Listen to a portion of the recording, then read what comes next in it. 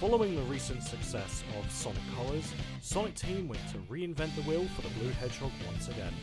Returning from both Colors and Unleashed is the boost system, which depending on your views of it may sour your taste. However, for story purposes, they will be using the Unleashed Ring Gauge instead of Wisps, which is probably for the best, because the only Wisps available in this game are Spikes and Rocket, and is only available in Planet Wisp.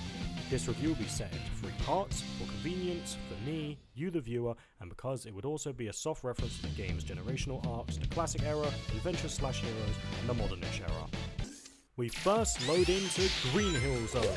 Honestly, the best possible pick for a starting level, especially for Sonic's 20th anniversary. The music for the classic stage, just being a slightly more upbeat version of the original counterpart, is great.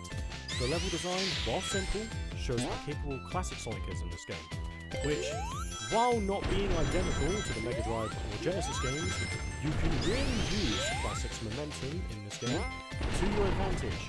Most stages actually allow you to simply just spin dash off a very slight slant or ramp, and you could basically reach for the stars. As great as Classic's opening stage was, this follows suit, with a very tight beginning turn and ramp to show off Modern's new drifting system, as the one used on Unleashed was very iffy at times, and even if you were used to it, very much a pain in the ass to use. The remix for the song is great, genuinely very solid, while the stage has a very strong windmill aisle feel to it, even though they couldn't be any more different. I mostly mean that due to a lot of the rail triangle segments, especially the underground pageant segment, because it just gives off that kind of feel. If you know what I'm referring to, then you know exactly what I'm on about. It's a great beginning stage for Modern, even though some people would have wished for adventure-style gameplay, they were not going to give up the boost for another 2 years. Because of Sonic Lost World. The only complaint I have is this very strange wall jump platform, which can be seen in the majority of stages in the game. The only stage it makes sense for it to be in is Planet Wisp, because it looks like it actually blends in with the factory. I had a bit of jet lag in my mind then. It stands out way too much in those stages that is very off-putting, and that is genuinely the only takeaway I have from the stage that I just wrote. Chemical Plant. Another stage that gives nostalgia. Given the fact it was also in Mania and Forces. It feels very familiar to its original, which is a really good start. I like that the game just gives you the feel that, as though things aren't the same, they're very familiar. Which, I know, amazing concept coming from you, Mr. Wiseass. But my point being, it feels very familiar to the which I would have preferred rather than a completely new original variation of it. Or, God forbid, it turning out like a Forces level. I like the inclusion of the water tube slides and the chemical canister walls that you technically have to break through. It adds a lot more variety to the stage than just being background object. It honestly makes it actually feel like it could technically be a new zone, if you didn't even know what Chemical Plant was to begin with. The classic remix is also great.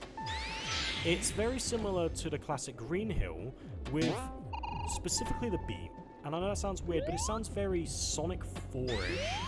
And that's the only issue I kind of have with some of the classic style font songs in this game, that it kind of just comes off as Sonic 4 but not Sonic 4.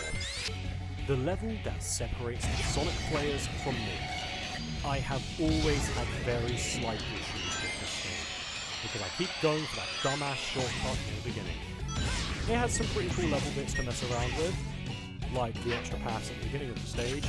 The only problem is these sections really don't add much. Yeah, the shortcut is nifty, I guess, but it's way too risky to really pull off, and you're only really shaving a few seconds, so it's like, just run it, that's great. If you're not planning to lose the majority of your life, just don't bother with it. The right side really doesn't. The skydiving section is cool though. I like that it plays very similar to the one in Rooftop Run, which is, I guess, kind of the appeal to modern Sonic in this game. Even though he plays slightly differently, played enough Unleashed to genuinely know the reference and the physics are. At first, the music for this stage really confused me, because it sounded nothing like Chemical Plant until I listened through it closely on a loop for about a couple months. The track is honestly pretty good, and it keeps a very high tension throughout the entirety of the stage. I still can't believe I didn't think it was Chemical Plant, but at the same time it would have actually been nice to hear new tracks for stages that we've already been to before. The level design is exactly what I would have hoped for in a Sky Sanctuary stage. Ever so slightly blocky, clouds that you can jump and bounce off of, and the egg robos that fly in and out of the screen and attack you directly. I know that's very specific, dumb stuff, but I like it so it stays in the video. The two things more like technically free that I wish would be one of it. I mean specifically for this stage. The crumbling pillars, the spinny platforms, and the spiky swings. I know that the spinny platforms are in the game. It's just they're not the same as the originals, which is fine. I don't expect it to be. I would have liked at least maybe one. Same with like the crumbling platforms. It doesn't feel the same for platforming in Sky Sanctuary without like the fear of falling. But given the fact that Classic Sonic's momentum and physics in this game aren't identical, it's not a surprise they didn't decide to add them because it would have probably caused them to be great. The spinny swing, not spinny swing, the spiky swing. I know it kind of has no purpose. I would have liked them to have just added one. Just one. Just for the point to reference the fact that it was there.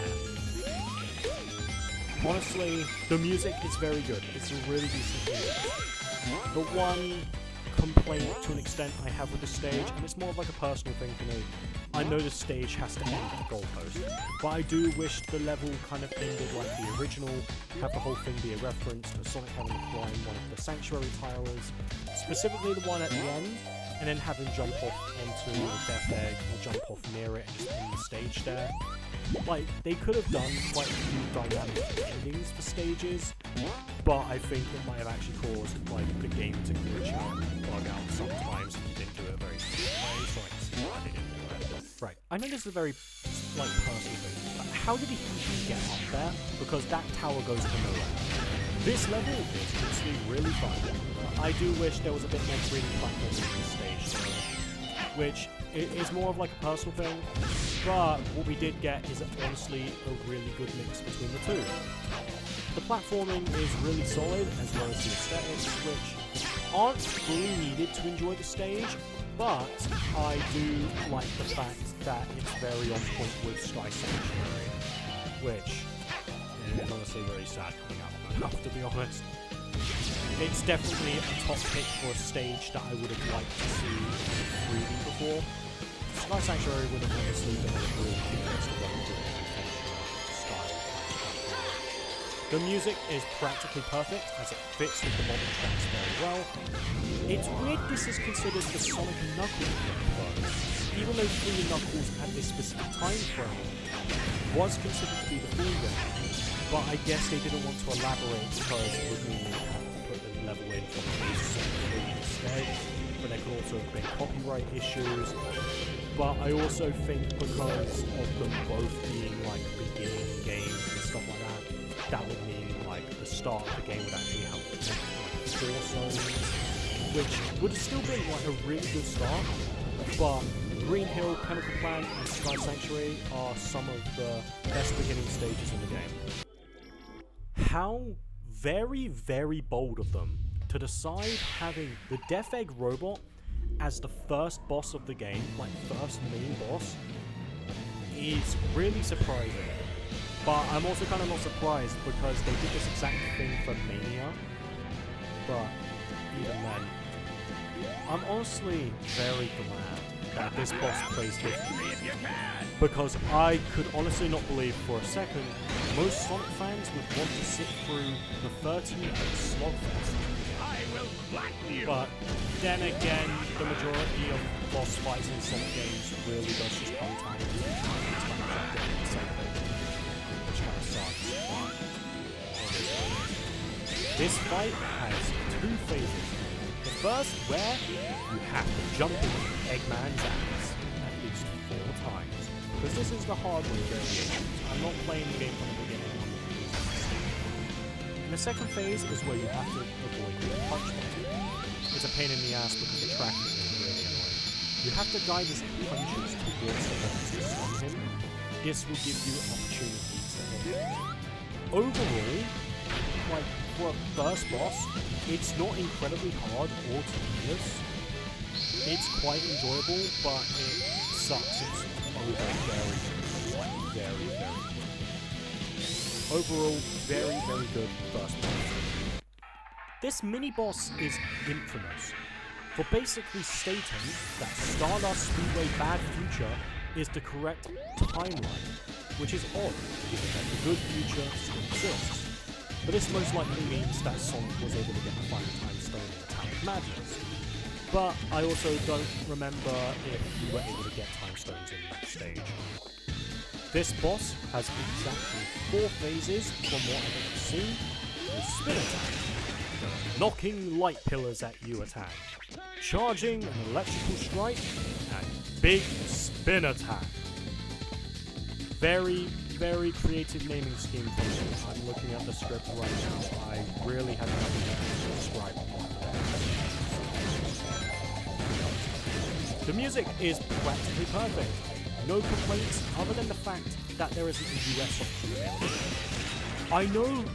I believe there is an official US version of the song, but it's not in the US version of the game, which really does perplex me as to what's the point of making the song on the I'm assuming there was maybe a copyright issue or something there, but you know, it's still the point.